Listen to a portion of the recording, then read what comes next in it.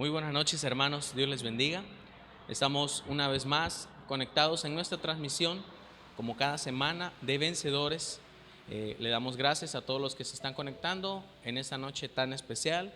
Y pues recordemos que mañana será un día muy especial de celebración, no porque tengamos la certeza de que Jesús nació ese día, sino porque realmente Jesús vino a la tierra por nuestros pecados.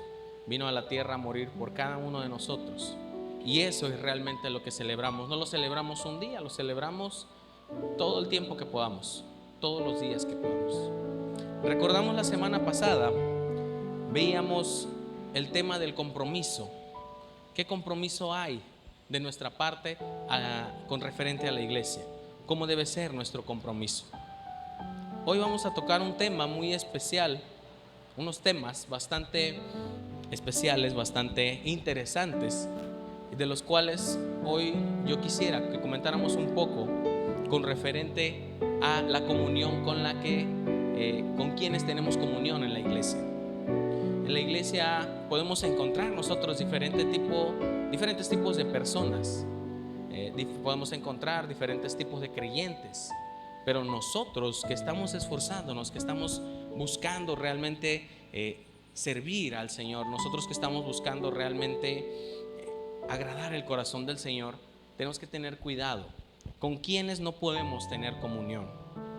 Los que causan división, en primer lugar, los que causan división en contra de la doctrina. Hemos visto muchas veces, hemos escuchado hermanos, varones inclusive, que toman actitudes negativas en contra de lo que se está haciendo en la iglesia. Y lo más terrible, toman actitudes negativas o causan divisiones en contra de la doctrina. Desafortunadamente, como iglesia cristiana, como iglesia evangélica, hemos sufrido de muchas divisiones. Desafortunadamente se ha sufrido, es un mal de lo cual la iglesia adolece, de que terriblemente hay gente que desafortunadamente se confunde, se desvía de la doctrina correcta y empieza a tratar de hacer divisiones, empieza en este momento a enseñar tal vez doctrinas erróneas, equivocadas. Una de ellas es, desafortunadamente hay una doctrina que es de la gracia, que dice que nosotros ya no tenemos pecado. Que esto está grueso, ¿no? Que dice que nosotros ya no pecamos porque vivimos bajo la gracia y que pues tú puedes hacer lo que tú quieras. Yo te digo que eso está completamente en contra de lo que dice la palabra de Dios. Romanos 16:17. Tú que estás en casa, acompáñanos. Les ruego, hermanos, que se cuiden de los que causan divisiones y dificultades y van en contra de lo que a ustedes se les ha enseñado. Apártense de ellos. Tenemos que apartarnos de todos aquellos que causan distracción en nuestra vida, que causan una confusión en nuestra vida. Mi hermano, de por sí nosotros estamos batallando día con día con buscar al Señor. Estamos batallando día con día con esforzarnos cada vez más para realmente agradar el corazón del Señor, realmente llevar una vida de rectitud. Y de repente llega este tipo de personas a nuestra vida. Llegan este tipo de personas que inclusive están dentro de la iglesia. Y no podemos nosotros, si queremos llevar un compromiso verdadero con la iglesia, queremos llevar un compromiso realmente con el Señor y crecer realmente y ser llamados vencedores, tenemos que alejarnos de aquellos que causan divisiones en contra de la doctrina. Otro tipo de personas que, llamándose cristianos, llevan una conducta desordenada en sus vidas. Este tipo de personas, este tipo de creyentes es muy común. Aquellos que se dicen cristianos, hemos conocido muchos. Yo estoy seguro que tú que estás en casa puedes conocer a muchos que dicen ser cristianos, pero desafortunadamente siguen llevando una vida social como si nada, como si realmente no hubiera cambio en su vida. Son aquellos que van a una iglesia, se sientan, pero desafortunadamente pareciese que hemos traído tradiciones de afuera a la iglesia, que hemos traído tradiciones de ir los domingos a la iglesia porque, ¿por qué? Pues tengo que ir. Todos los que nos están viendo, con todo respeto, pero es como ir a misa por tener que ir, como aquellos que bautizan a sus hijos de chiquitos y nunca más se vuelven a aparecer en las iglesias tradicionales. Desafortunadamente hay quienes también en la iglesia practican este tipo de conducta. Llamándose cristianos, llevan una vida desordenada en sus vidas, son inmorales, codiciosos, idólatras, calumniadores, borrachos, etc. Primera de Corintios 5:11 nos habla de ello.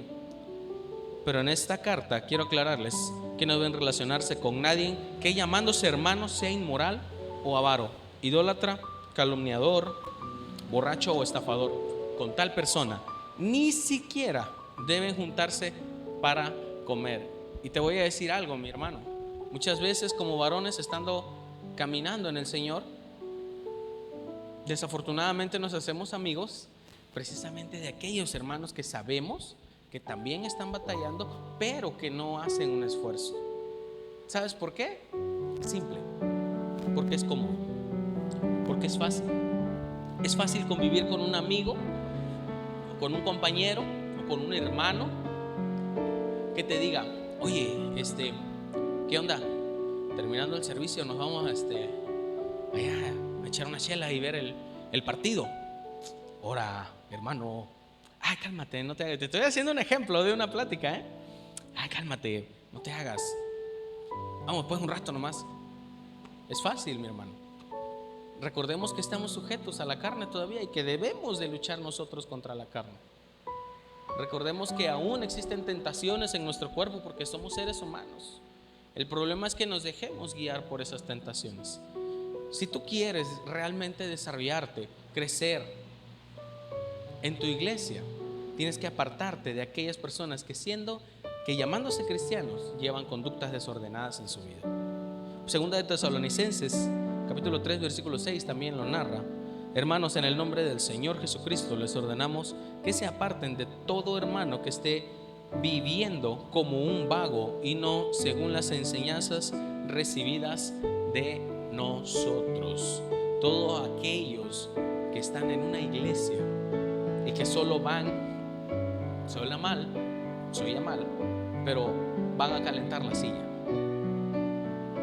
El vivir en Cristo, el estar en una iglesia, el buscar al Señor, no quiere decir que yo voy a llegar y me voy a sentar a escuchar lo que me digan y me paro y me voy. Eso lo puedes hacer en cualquier lado. El vivir en Cristo realmente implica que tú te vas a esforzar, que tú vas a buscar día con día al Señor, que vas a tratar de cambiar. ¿Y sabes quién va a realizar el cambio? El Espíritu Santo. No tú, no yo, no nosotros, no los pastores inclusive. El Espíritu Santo es el que va a desarrollar el cambio en ti.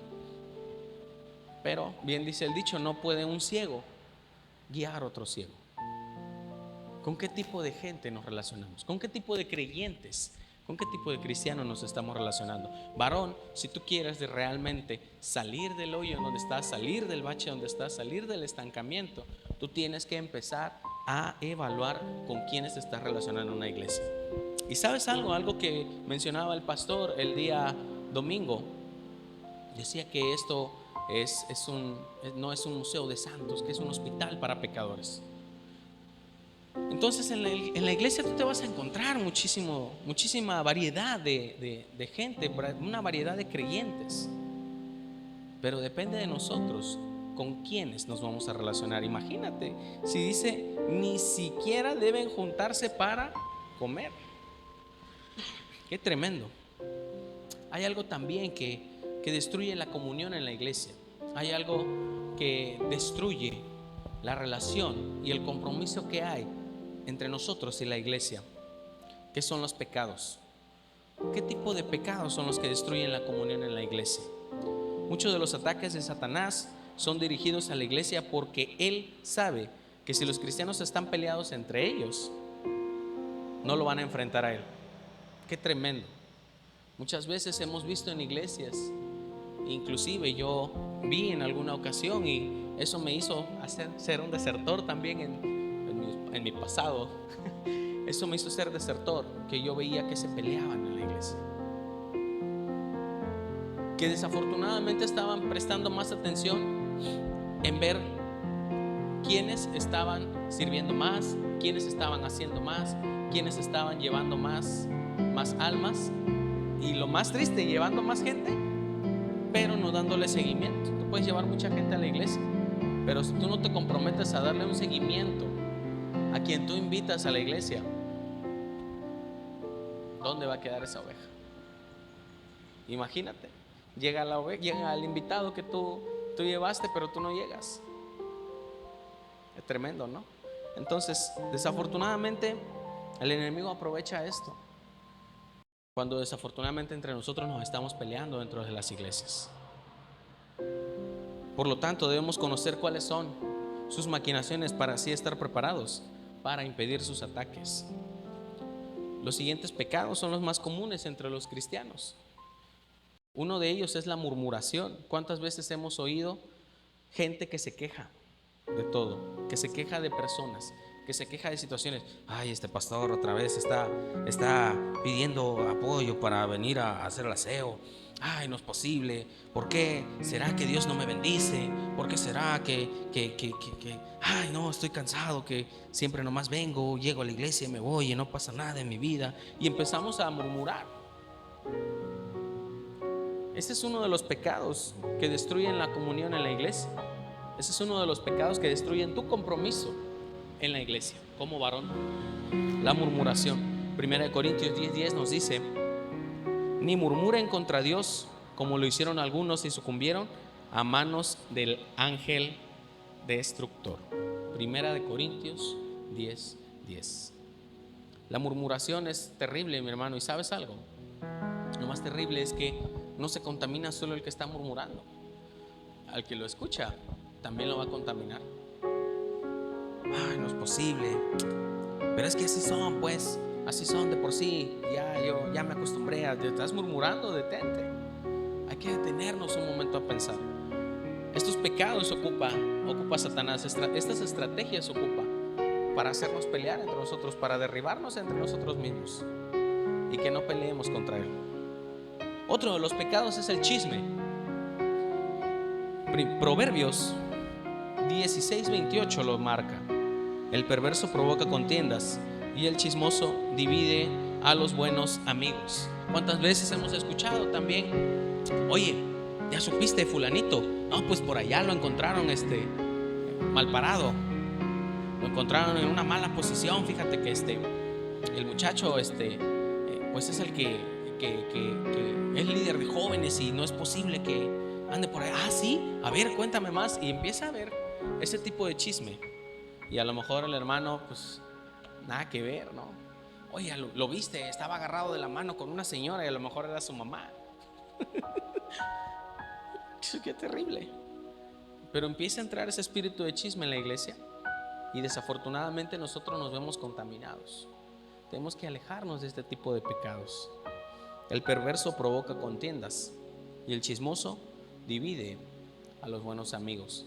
Oye, fíjate que fulanito la vez pasada lo que le dijiste no le pareció, Ahora, ¿tú cómo sabes? Sí, no, pues mira, yo me imagino porque ve la cara que trae. Anda enojado y como que no te habla bien, Cuidado ahí. Hasta en detalles más simples podemos caer presas del chisme. Otro de los pecados también que destruyen la comunión y el compromiso en la iglesia es juzgar o encontrar errores en los demás. Esto es muy práctico, es muy simple, es muy fácil. Recordemos, en la semana pasada hablábamos de exhortar a otros a hacer lo que agrada al Señor. No es lo mismo que yo vaya y le diga: ¿sabes qué, mi hermano?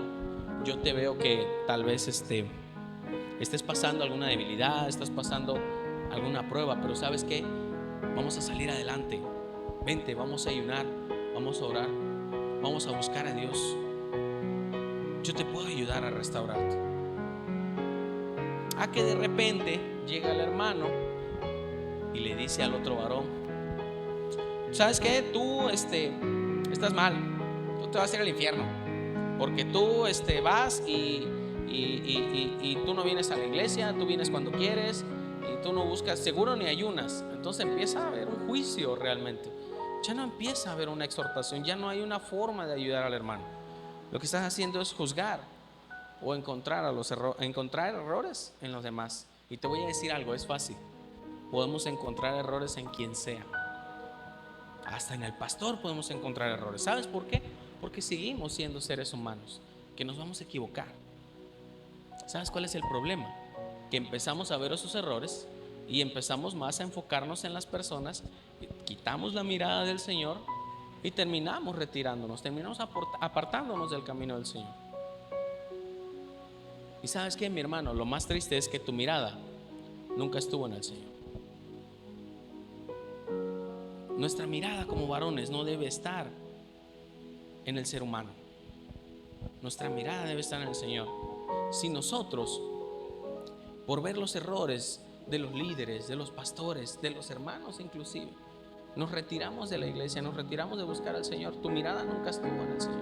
Nuestra mirada no estuvo ahí.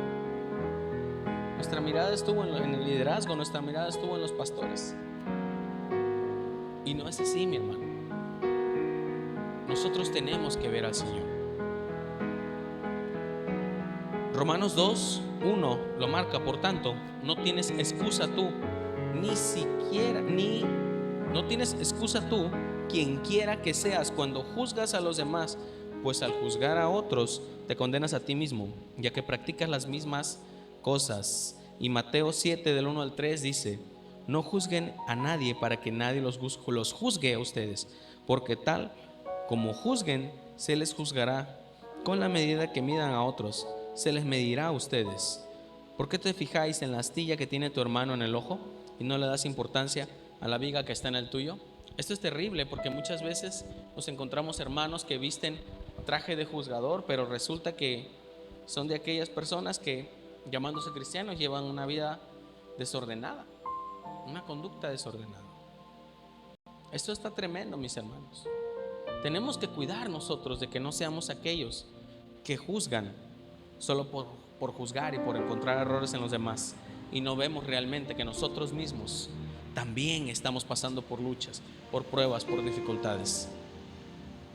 Otro de los pecados que destruyen la relación con la iglesia es la amargura. Yo conozco, créanme, infinidad de hermanos que tal vez algo no les pareció en la iglesia, que tal vez tuvieron un problema, alguna circunstancia, por así decirlo, y terminaron amargados. Terminaron viviendo una vida de cristianismo es que no es posible, es que siempre ahí me hicieron esto, y en esa iglesia me maltrataron, me trataron así, o sea, a tal grado que con el simple y sencillo nombre de mencionarte el nombre de esa iglesia, se altera. Qué tremendo, qué fuerte es la amargura. Esta surge cuando permitimos que las heridas permanezcan en nuestro interior. Por ejemplo, te puede pasar que saludaste a un hermano, le diste la mano y no te saludó. Esto es común. Sí denota algo de inmadurez en nuestra vida, pero es común. O sea, uno se puede sentir mal, pero realmente no sabemos si el hermano que no te saludó tal vez no te vio, no te escuchó, iba pensando pues también en sus conflictos, en sus asuntos, y tal vez no pasó desapercibido, tal vez es distraído. Entonces créeme que por un saludo no entregado, no correspondido, puede haber una raíz de amargura. Y lo más triste es que nosotros dejamos que crezca, florezca y nos destruya como seres humanos, nos destruya como varones. Tenemos que nosotros limpiar nuestro corazón de la amargura, pedirle al Señor que escudriñe nuestro corazón. Mateo 6:15 lo marca. Pero si no perdonan a los otros sus ofensas, tampoco su Padre les perdonará a ustedes las suyas. Nosotros día con día tenemos que tratar de perdonar a nuestros hermanos. Imagínate vivir una vida en una iglesia, una vida de cristianismo, una vida de caminar en el Señor, donde vivas amargado por tal vez alguna ofensa que te hizo tu hermano. En alguna otra iglesia, tal vez hasta te fuiste de la iglesia, te retiraste de la iglesia porque pues ahí estaba el hermano que a lo mejor no te saludó, a lo mejor no le caes bien, a lo mejor te ve feo, a lo mejor Tal vez inclusive puede ser que haya pleitos por allá afuera. Puede ser que sea tu compañero de trabajo y por allá te peleaste con él y lo traes eso a la iglesia. ¿Qué va a pasar, mis hermanos, cuando lleguemos ante la presencia del Padre todos?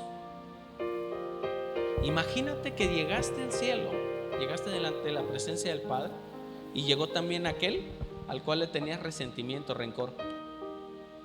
¿Cómo le vas a hacer? Esto lo veo inclusive en las redes sociales. Yo veo hermanos creyentes de muchísimo tiempo que son líderes grandísimos, que tienen una mente extraordinaria para el Señor, pero se la pasan tirando odio, recelo, resentimiento contra otros hermanos. Yo de momento sí también me daba coraje, me angustiaba ver a este tipo de gente que ya llevaba muchísimo tiempo caminando en el Señor y no era posible que estuvieran reviviendo una y otra vez amarguras y heridas del pasado, e inclusive por las redes sociales, mandando comentarios, estados, publicaciones, pues ahora sí que tirándole tierra, por así decirlo, a otros hermanos. A mí me daba coraje. Yo decía, bueno, ¿qué le pasa? No entiendo. O sea, ¿dónde está lo que yo aprendí de ti? Yo me lo decía a mí mismo, ¿no? ¿Dónde está lo que yo aprendí de ti? ¿Dónde está lo que yo aprendí de este varón? Y el Señor en ese momento me hizo pensar, ¿qué va a pasar el día que yo venga por ustedes y estén ellos dos delante de la presencia? Yo no sé, pero yo estoy seguro que uno de los dos no puede estar. O sea, de la forma en la que hay un rencor y un resentimiento, yo estoy seguro que uno de los dos no va a estar. ¿Quién de los dos? No sé, a mí no me toca juzgar. Pero lo que te puedo decir es que si tú tienes una raíz de amargura con alguno de tus hermanos, con algún líder, con algún pastor, y llevas tiempo buscando al Señor, si aún conservas esa raíz de amargura, uno de los dos puede ser que no esté delante de la presencia del Señor. Tenemos que soltar realmente la amargura, porque esta es una de las cosas por las cuales perdemos el compromiso con la iglesia. Tenemos que día con día sanar nuestro corazón. Está también con nosotros mi hermano Isaías. Él va a compartir también otro tema muy importante en esta noche.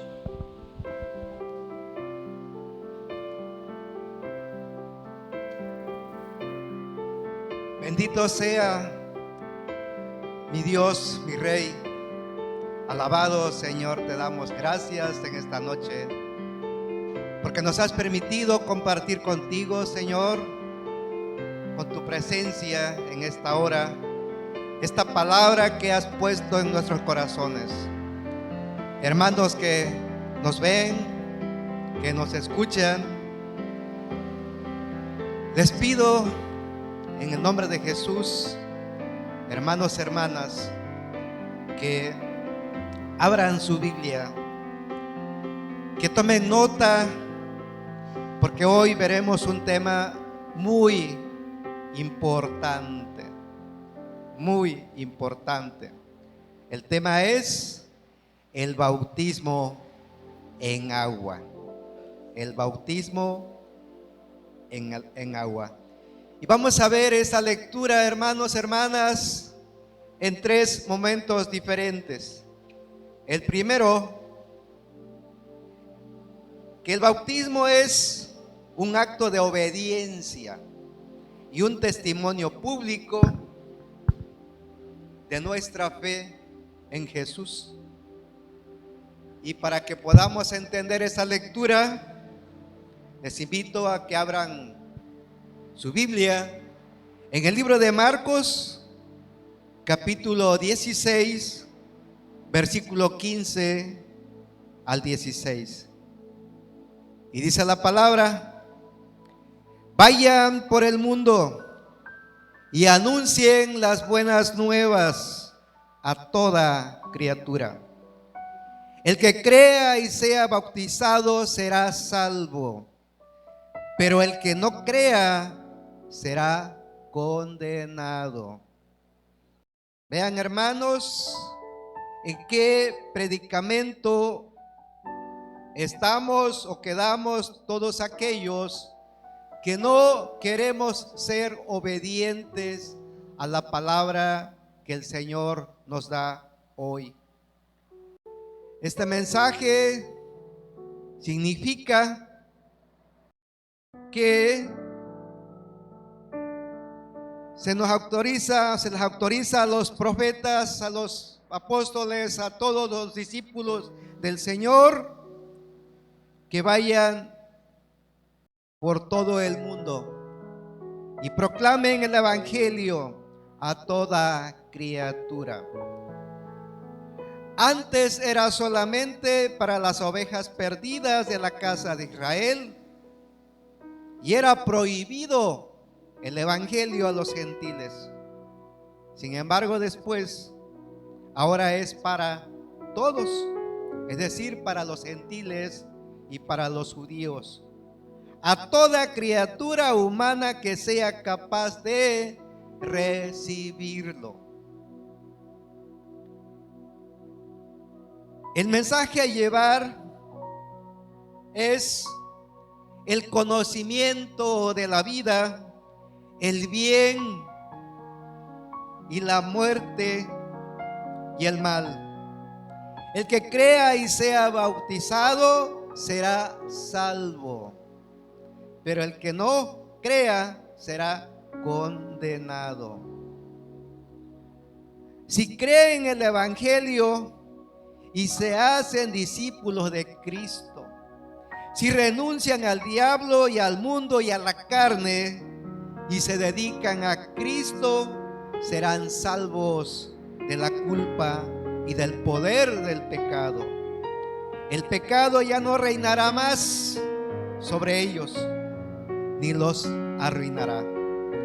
El bautismo será la señal que expresará la identificación con el Señor Jesucristo. La segunda parte dice: es una manera en la cual nos identificamos con Jesús en su muerte y resurrección. Y aquí les invitamos, hermanos, hermanas, que abran su Biblia y anoten en el libro de Romanos, capítulo 6, veremos dos versículos, el 3 y el 4.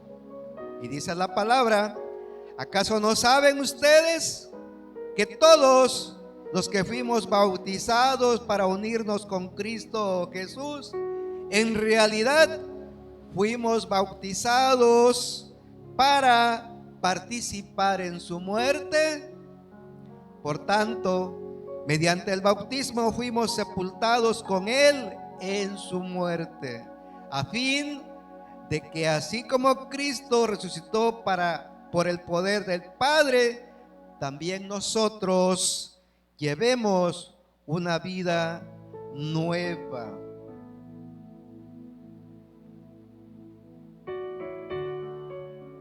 Esta es una enorme tarea, hermanos, para los discípulos del Señor Jesucristo, para los 11 discípulos originales y para los que se fueron agregando con el correr de los años, para llevar el mensaje del evangelio de las buenas nuevas a gentiles y judíos, sin excluir a nadie, sin hacer acepción de nadie, para crecimiento de su iglesia a través de la fe y el arrepentimiento en el Señor Jesucristo.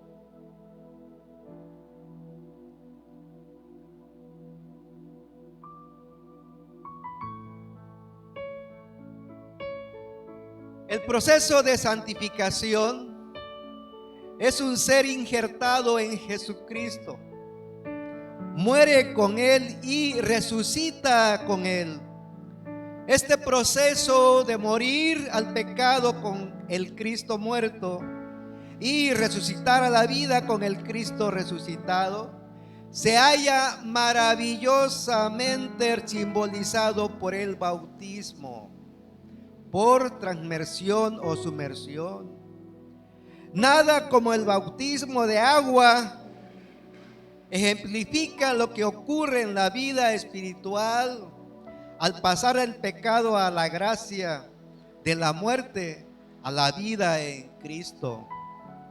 La entrada en el agua simboliza la muerte con Cristo, y la inmersión en el agua es una sepultura.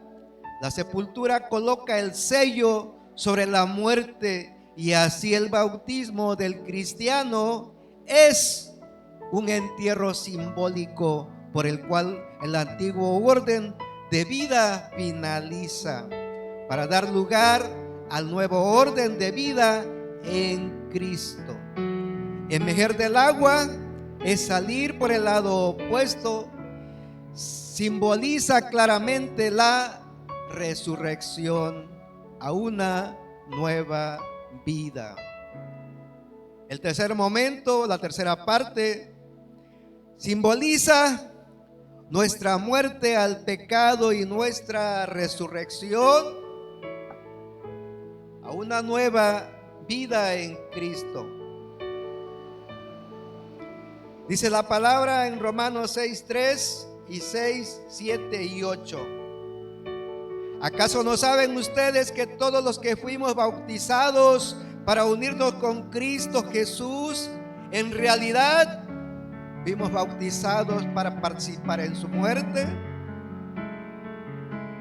Sabemos que nuestra vieja naturaleza fue crucificada con Él para que nuestro cuerpo pecaminoso perdiera su poder, de modo que ya no siguiéramos siendo esclavos del pecado, porque el que muere queda libre del pecado. Ahora bien, si hemos muerto con Cristo, confiamos también que también viviremos con Él.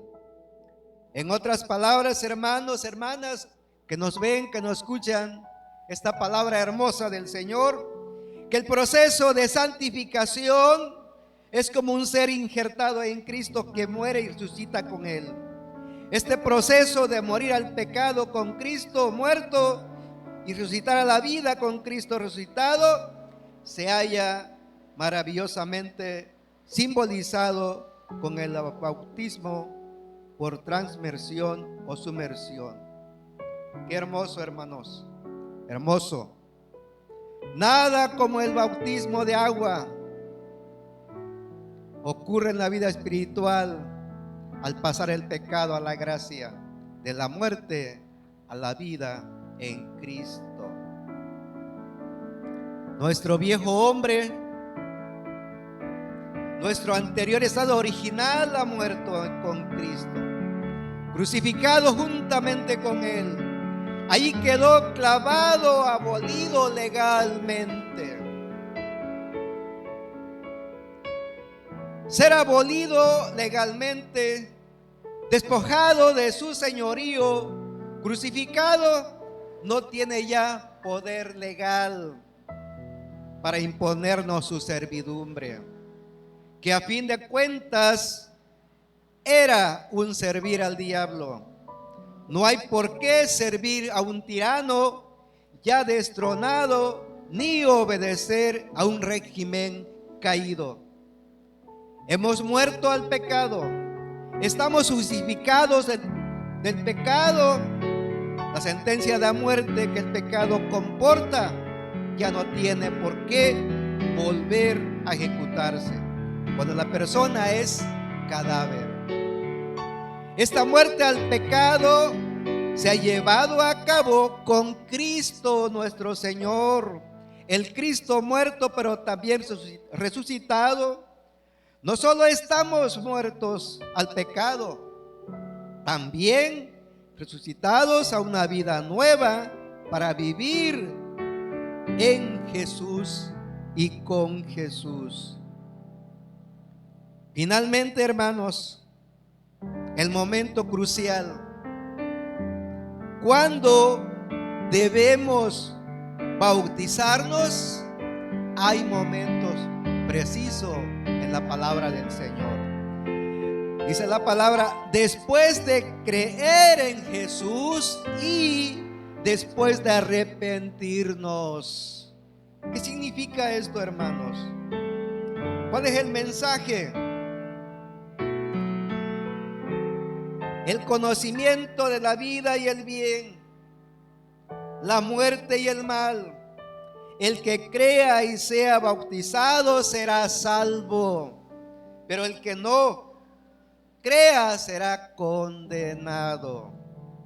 Si creen en el Evangelio y se hacen discípulos de Cristo y renuncian al diablo, al mundo, a la carne y se dedican a Cristo, entonces serán salvos de la culpa y del poder del pecado. El pecado ya no reinará más sobre ellos, ni los arruinará. Y el bautismo será la señal que expresará la identificación con el Señor Jesucristo. En esta parte del bautismo, hermanos, también encontramos tres momentos muy diferentes. Y aquí vamos a ver el libro de Hechos, capítulo 8, versículo del 36 al 38. Y dice, Hechos 8, 36 al 38. Dice la palabra. Habla del eunuco y de Felipe. Primero, la modesta petición que el eunuco presenta a Felipe para que lo bautice. Yendo por el camino llegaron a cierta agua, cuya vista le trajo al eunuco el pensamiento de ser bautizado. Dios, mi hermano espiritual, por medio de providencias que parecen casualidades, pero que no lo son, hace a los suyos a la memoria sus deberes, que sin dichas providencias les habrían pasado desapercibidas. He aquí lo que dice en el libro de Samuel, primera de Samuel, el capítulo 15, versículo 22, de que Dios nos pide obedecer y aprendamos a poner atención. El eunuco nos muestra una fe inquebrantable y la atención que tenía para todo momento. Y él vio y estaba atento al conocimiento de Dios. El eunuco no sabía por cuánto tiempo estaría Felipe con él. Si a Felipe le parecía bien, bueno, era aprovechar la oportunidad que se le presentaba de cumplir con la ordenanza del Señor, el bautismo. Aquí dice el eunuco, aquí hay agua que impide que yo sea bautizado. Vean qué pregunta se hace el eunuco. Segundo punto, segundo aspecto. La única razón que le requirió Felipe: si crees de todo corazón, te está permitido. Es decir, que la creencia, la fe de corazón en Jesucristo, de que es el Señor, el Mesías, está permitido entonces el bautismo en agua. El eunuco hizo entonces su profesión de fe. Creo que Jesucristo es el Hijo de Dios. Antes ya era un sincero adorador del Dios verdadero. Y ahora, con lo que tenía que hacer era recibir a Jesucristo como Señor, como a Señor y Mesías. Cree Jesús, el Salvador, es el Cristo, el Mesías y el Hijo de Dios. Tercer momento. Se consuma pues el bautismo del eunuco. Entonces él mandó parar el carruaje. Dice la palabra que esa fue la mejor parada que él hizo en toda su vida cuando viajaba por esos lugares. Y descendieron ambos al agua, Felipe y el eunuco.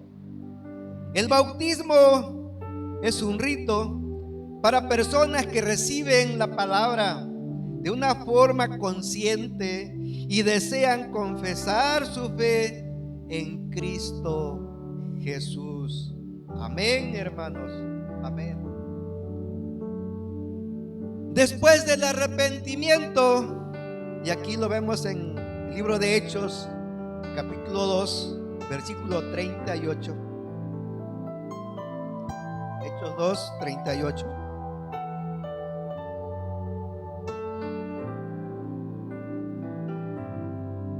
Arrepiéntanse y bautícense cada uno de ustedes en el nombre de Jesucristo para perdón de sus pecados. Significa que los judíos creían en el Dios verdadero, pero tenían un falso concepto acerca de Jesús como Mesías, que había de venir. De ahí la respuesta del apóstol Pedro de hacer énfasis al cambio de mentalidad sin excluir la fe. El ánimo de Pedro les da fuerza, energía para que cumplan las promesas del Señor. Primero, tendrán el perdón de los pecados. Esa es la promesa. Y la segunda, recibiréis el don del Espíritu Santo. Pues el regalo del Espíritu Santo ha sido prometido para vosotros y para vuestros descendientes. Este proceso de salvación, hermanos, hermanas, se debe a la gracia de Dios y se obtiene mediante la fe. No somos salvos por fe, sino por la gracia mediante la fe. La fe es la entrada en el ámbito vital de Cristo. Se llega a aceptar la gracia a partir de la predicación del Evangelio. Hermosa palabra del Señor, hermanos, hermanas. Amén. Gloria a Dios. Buenas noches, hermanos. Gracias a nuestro hermano Isaías por muy bonita palabra. Estamos viendo las ordenanzas que dejó nuestro Señor Jesucristo. Son actos de obediencia, como comentaba mi hermano, ¿no? Este acto que él habló es el bautismo en agua. Vamos a hablar de otro acto muy importante de obediencia. Son ordenanzas que dejó nuestro Señor Jesucristo. Y analicemos en estos tiempos, ahorita que está por llegar la Navidad, que se festeja el nacimiento de nuestro Señor Jesucristo. Imagínate tú, hermano, que estás en tu casa, vas a hacer una cena familiar, o se reúne tu familia, se reúnen tus tíos, hermanos, abuelos, si todavía los tienes. Cuando te reúnes a la mesa con tu familia, wow, es algo pues realmente que muchos esperamos todo el año, ¿no? Para podernos ver en familia, para podernos reunirnos como familia. Y es algo que nos llena de alegría, nos llena de gozo, nos llena de felicidad estar ante la familia y reunirnos. Ahora, yo quisiera que tú, hermano, te imaginaras por un momento cómo sería que tú te sentaras a la mesa de nuestro Señor Jesucristo, o más bien que el Señor Jesucristo se sentara a tu mesa, se sentara contigo, que estuviera contigo ahí con tu familia reunidos, sentado nuestro Señor Jesucristo en nuestra mesa. Ese es el segundo acto de obediencia, la cena del Señor. Dice su palabra en Mateo 26:26, ya después de que nuestro Señor Jesucristo había concluido ya todo su ministerio, todo su evangelio, ya había concluido Él todo lo que tenía que enseñarle a todo el pueblo judío, lo que tenía que enseñarle a los impíos, como se le llamaba antes, a los inconversos, ¿no? Él estaba y se reunió con sus apóstoles y le dijo: vayan, porque haremos la cena de la Pascua. Esta es la última cena que haré con ustedes. Dice Mateo 26, ya que sus discípulos llegaron a la casa de tal persona, les dio un lugar donde ellos podían realizar la cena de la Pascua, donde el Señor sabía que ese era el último momento que Él iba a estar con sus discípulos. Dice su palabra en Mateo 26:26, mientras comían, Jesús tomó pan y lo bendijo, luego lo partió y se lo dio a sus discípulos, diciéndoles: tomen y coman, este es mi cuerpo. 27. Después tomó la copa, dio gracias y se la ofreció, diciéndoles: beban de ella todos ustedes. 28. Porque esta es mi sangre del pacto, que es derramada para muchos para el perdón del pecado. Esa era si tú visualizas la parte de la cena, Jesús estaba dándole a sus discípulos, como decía el profeta Isaías en su capítulo 53, que tal vez no lo comprendían sus discípulos en ese momento, pero dice que por su llaga nosotros fuimos curados, mas Él dice: herido fue por nuestras rebeliones y molido por nuestros pecados. Él estaba ofreciendo su cuerpo. Ahora, aquí en esta cena que estaba dando nuestro Señor Jesucristo, al estar en la mesa del Señor, Él imponiendo, dando su cuerpo, hay dos símbolos que se usan. El primero es el pan. El pan simboliza el cuerpo del Señor Jesús, que fue molido por nosotros. Dice: fue molido por nuestros pecados. Imagínate su cuerpo todo desfigurado, todo transgredido, irreconocible por tantos golpes que le habían dado. Realmente esta cena del Señor, si tú realmente quieres conocer el sacrificio de nuestro Señor Jesucristo, tienes que estar consciente de las cosas que simboliza. El pan simboliza su cuerpo molido por nuestros pecados, no tanto por los golpes que le dieron los romanos, sino por nuestros pecados. Él cargó en la cruz del Calvario por todos nuestros pecados. Lucas 22:19 dice: también tomó pan y después de dar gracias, lo partió, se lo dio a ellos y dijo: este pan es mi cuerpo, entregado por ustedes. Y les dijo algo más: hagan esto en memoria de mí. Hagan esto en memoria de mí. Nosotros tenemos que seguir este acto de obediencia hacia nuestro Señor Jesucristo.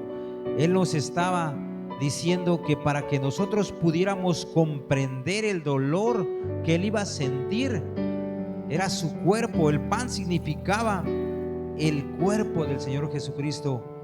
Ahí, imagínate, crucificado en la cruz del Calvario.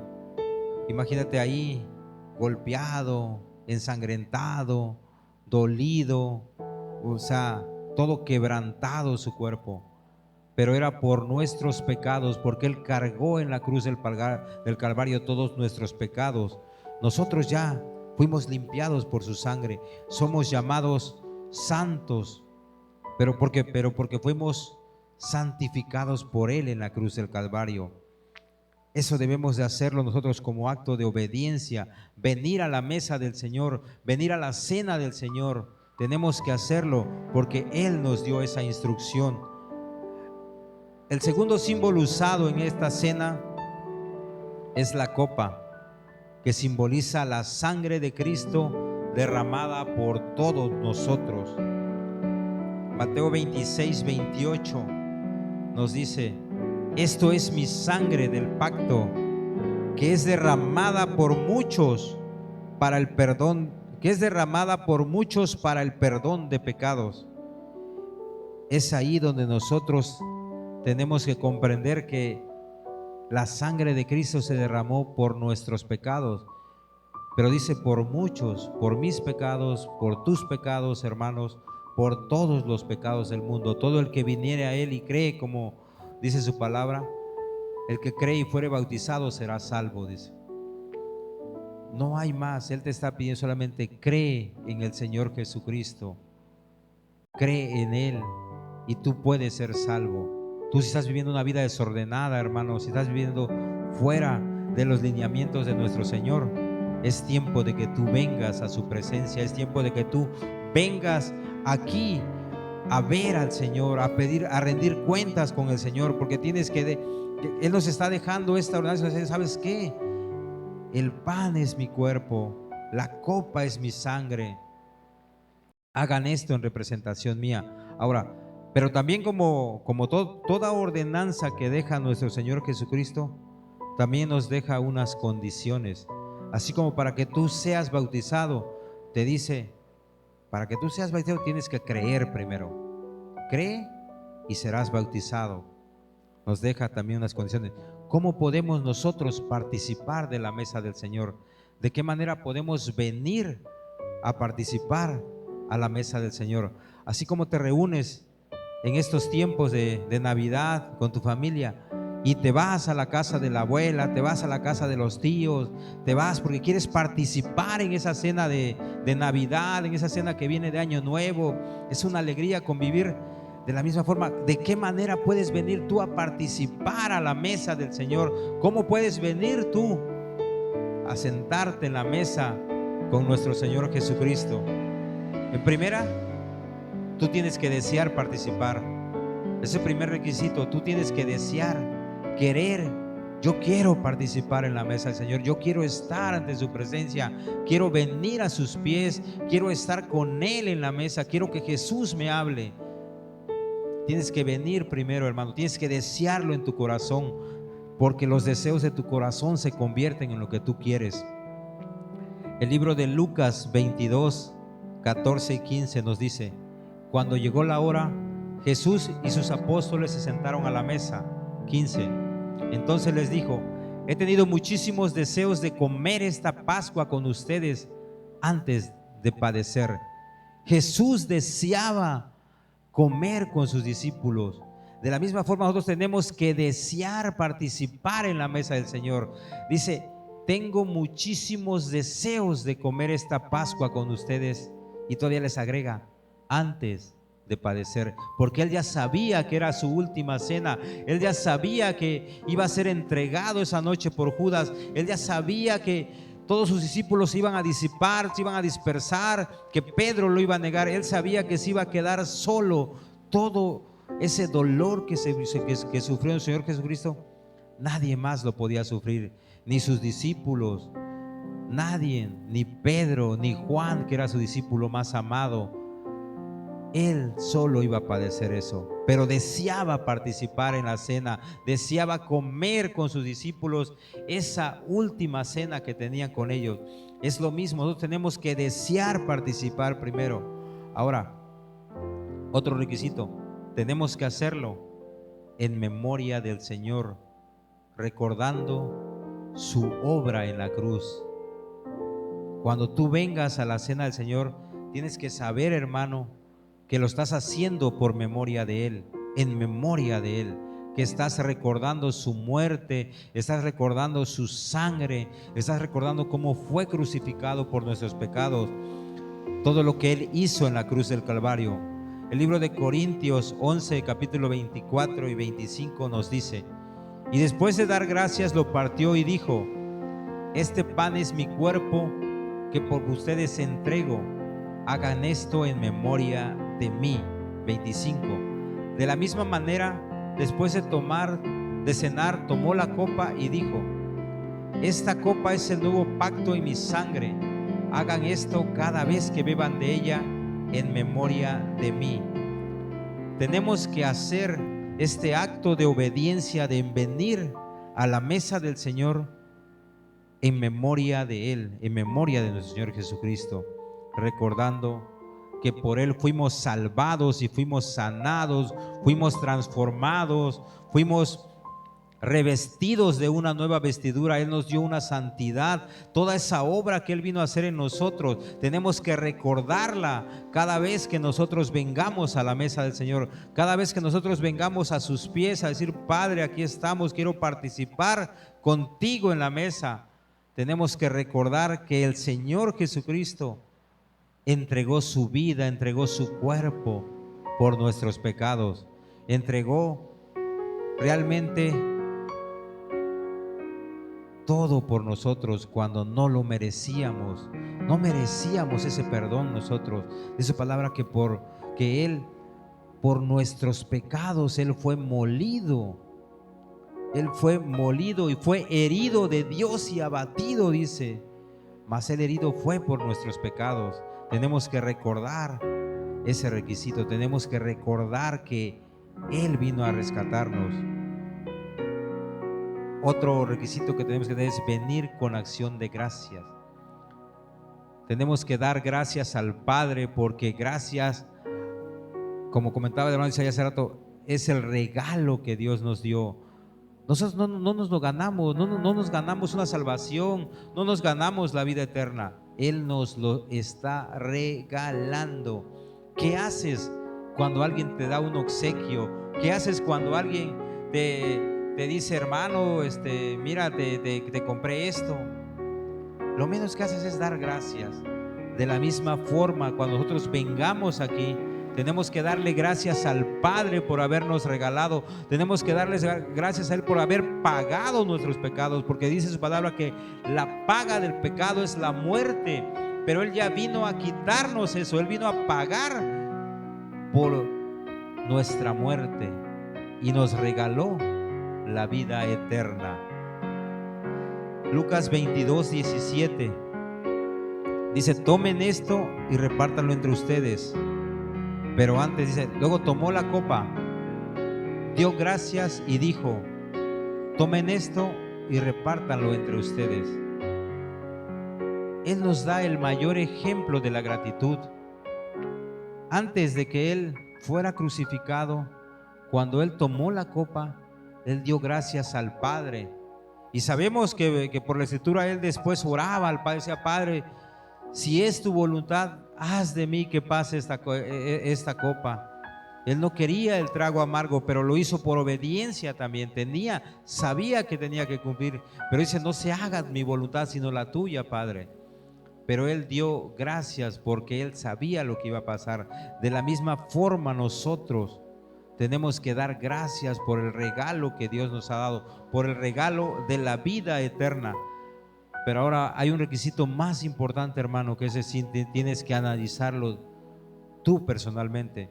Estos 3 requisitos fueron para que nosotros sepamos de qué manera debemos de desear participar, recordar la obra del Señor Jesucristo y dar gracias.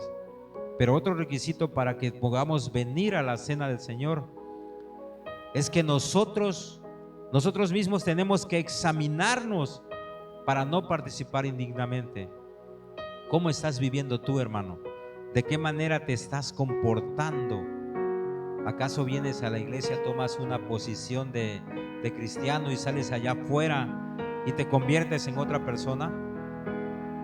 Nosotros tenemos que examinar nuestra manera de comportarnos. ¿Realmente somos cristianos verdaderos? ¿O somos como esas personas que cayeron en pedregales, que no tuvieron raíz, que por el momento, por la emoción sentimos: sí, creemos en ti, Señor, y te adoramos, Padre, te alabamos, y salimos allá y los afanes del mundo nos envuelven y nos olvidamos de nuestro Señor Jesucristo, nos olvidamos de todo? ¿O somos esa buena tierra? Somos esa buena tierra donde el Señor va a florecer y vamos a dar fruto al 100 por uno y al 30 por uno. Tenemos que examinar nuestro cuerpo para no participar indignamente.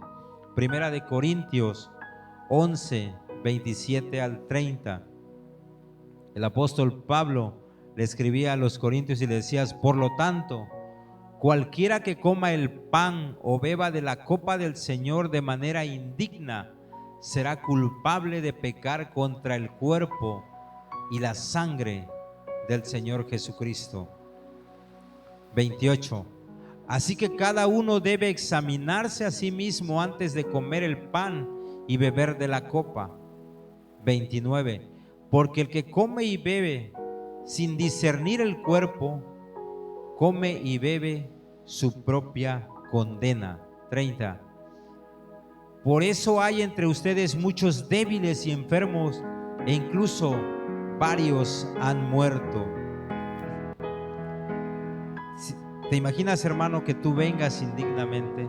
La palabra del Señor está diciendo que el que come indignamente, si nosotros no discernimos el cuerpo del Señor Jesucristo, si nosotros no contemplamos realmente lo que significa la cena del Señor, el cuerpo del Señor y su sangre del Señor Jesucristo, si nosotros no sabemos en nuestro pensamiento discernir entre, bueno, eso lo voy a hacer porque es obediencia, pero tú no pones tu voluntad, no estás haciendo lo correcto, no estás perdonando a tu hermano, no estás hablando de manera amorosa o decorosa a tu hermano, ¿dónde queda?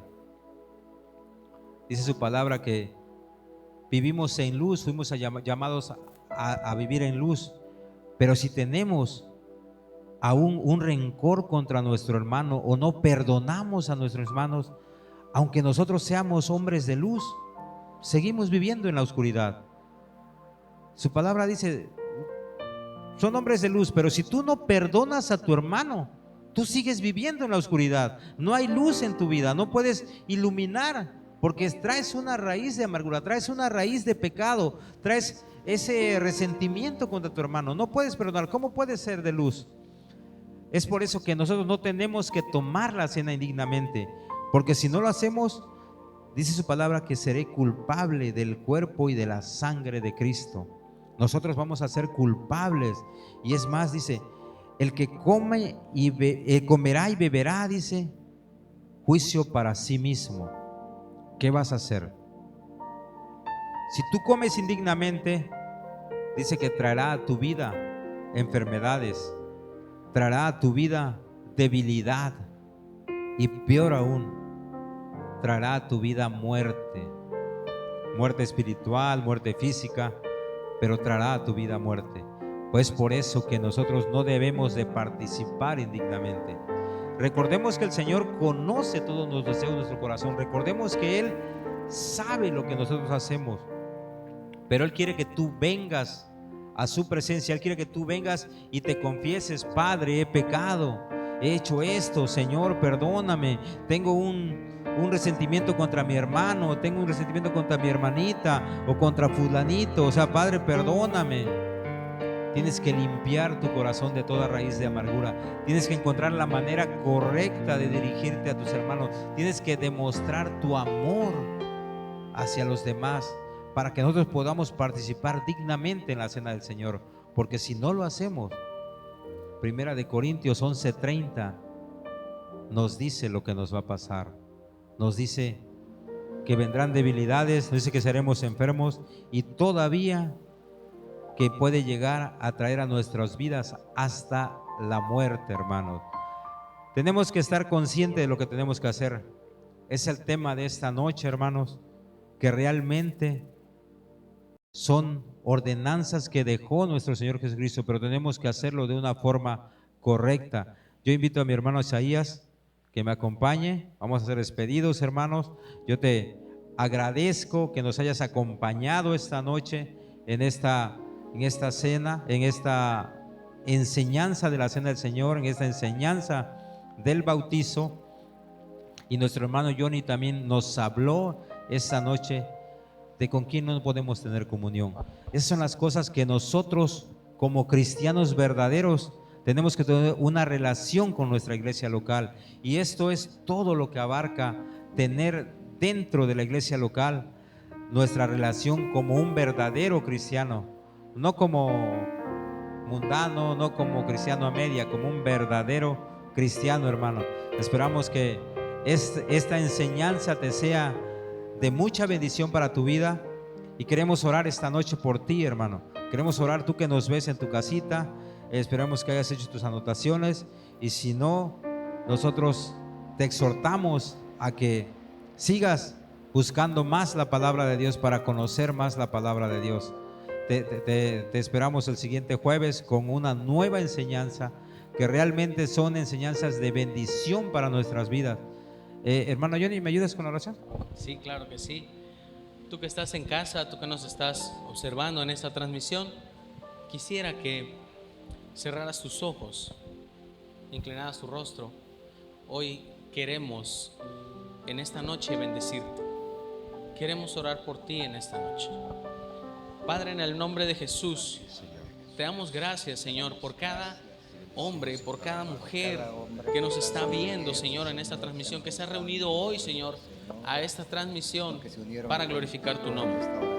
Hoy declaramos, Señor, en el nombre de Jesús, que cada uno de ellos, Señor, es libre, Señor, para decidir seguir tu camino, Padre. Declaramos en el nombre de Jesús que eres tú, Señor, trayendo libertad, trayendo sanidad, trayendo restauración y nuevas fuerzas, Padre, sobre cada uno de ellos, Dios.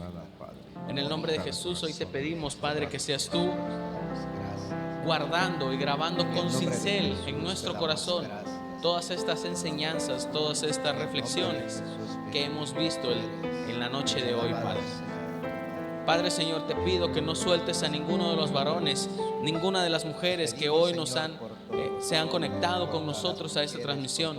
Te pido, Señor, que los sigas sustentando, que sigas tú, Señor, trayendo dirección, sabiduría, entendimiento.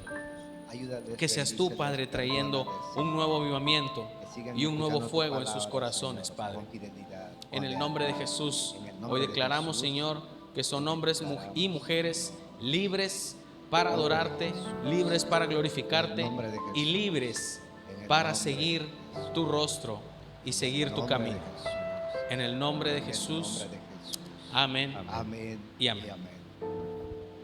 Sí, te damos las gracias, hermano, que nos hayas acompañado esta noche. Gracias a mi hermano Isaías, que está con nosotros, mi hermano Johnny. Y recuerda seguir nuestras transmisiones, te recordamos, jueves como hoy, vencedores. Tenemos la transmisión del día sábado, Eagle Kids, a las 5 de la tarde, a las 9 de la noche el mismo sábado, Jóvenes en Acción, temas muy frescos que corresponden a si tú tienes jóvenes en tu casa, que son de mucha bendición y de mucha utilidad para el aprendizaje de nuestros jóvenes.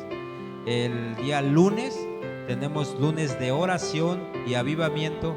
Si tú necesitas oración, te pedimos que te conectes con nuestras hermanas de intercesión que están orando por la iglesia, por nuestra ciudad, por cada uno de nosotros, y tenemos esa cobertura por parte de Dios gracias a nuestras hermanas.